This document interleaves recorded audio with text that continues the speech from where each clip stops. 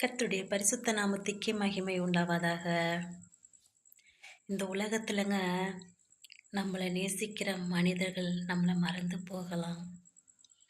நம்மக்கிட்ட பணம் இருந்தால் தான் நம்மளை மதிப்பாங்க. நம்மக்கிட்ட பணம் இல்லைன்னு வச்சுக்கோங்க, நம்மளை ஊதி விட்டால் தூசு பறக்கும்ல, அந்த மாதிரி ஒரு தூசிக்கு கூட மரியாதை உண்டானா நமக்கு மரியாதை கிடைக்காது.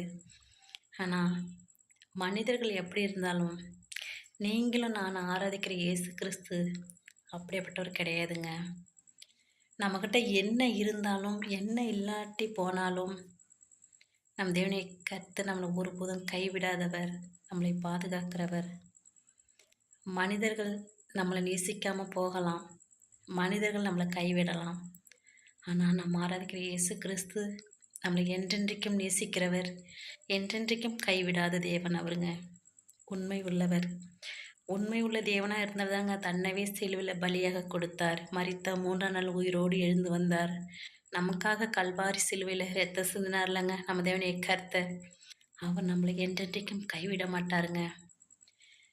மனிதர்கள் நம்ம எப்படி சொல்கிறதுன்னா, முகத்தை தான் பார்ப்பாங்க. ஆனால் நம்ம தேவனை கர்த்தர் அப்படி கிடையாது. நம்ம இருதயத்தை பார்க்கிறவர். நம் இருதயத்தில் நம்ம என்ன நினைக்கிறோங்கிறது அவர் அறிந்திருக்கிறார். ஆமேன்.